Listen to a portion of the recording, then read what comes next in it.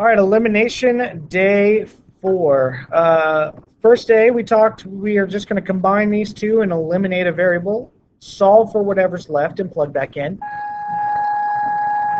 Perfect timing. Second day was, look, I can't combine them. I have to change one of these equations. So we just multiply everything by a number and get them to match.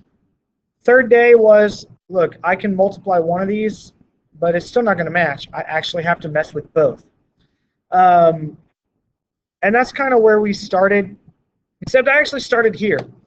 I mean, I'll be honest, you can do this one with elimination, but again, if they gift wrap y equals to you, I actually brought back a little bit of substitution. Go find our substitution video.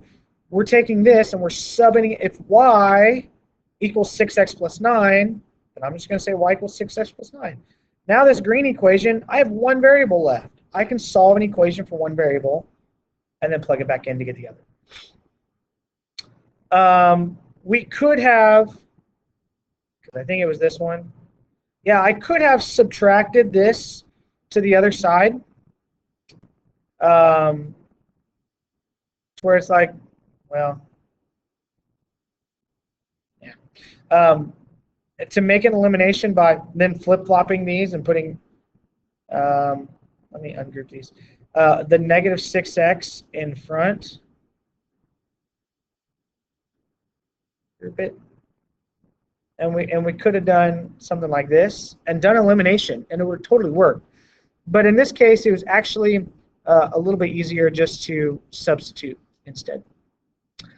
Had some fun with some big numbers.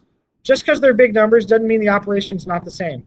Pick a variable you want to eliminate, and they said x was the smaller of the number. I like smaller numbers, even though I can only imagine what the 45 and 63 would have done, other than give us the same answer. But take the 15 across the bottom and the 21 across the top. And again, oops. And again, we are looking for different signs either here where we're trying to eliminate or here where we multiply, but not both.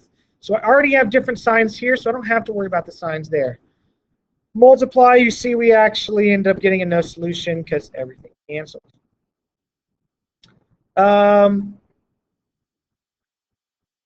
on the bottom, 3 on top. They chose that one because it was a smaller. But I have same signs here, so I need, and I'll go back to my highlighter tool. I have same signs right here, which means I need different signs out here. That's how you can get it to where, come on now, to where the elimination actually happens.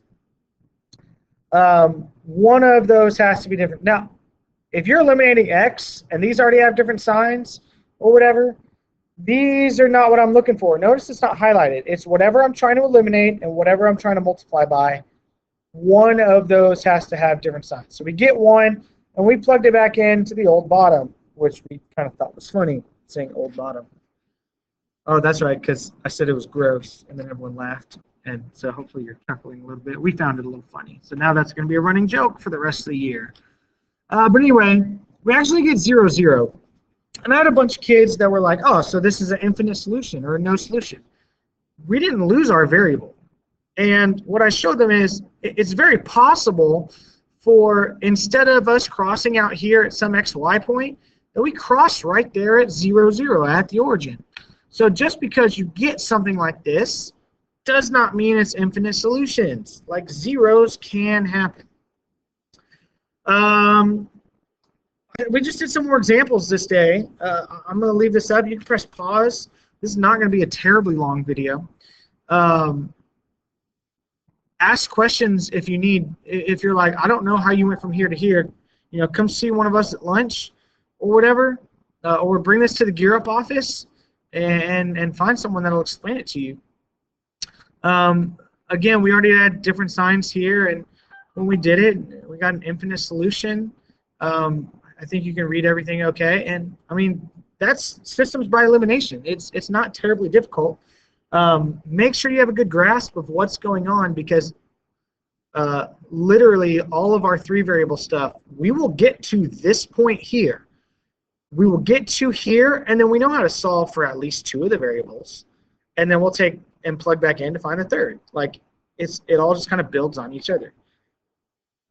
But if you have any questions, ask. Go back and watch other videos if you need to. But hopefully you did okay.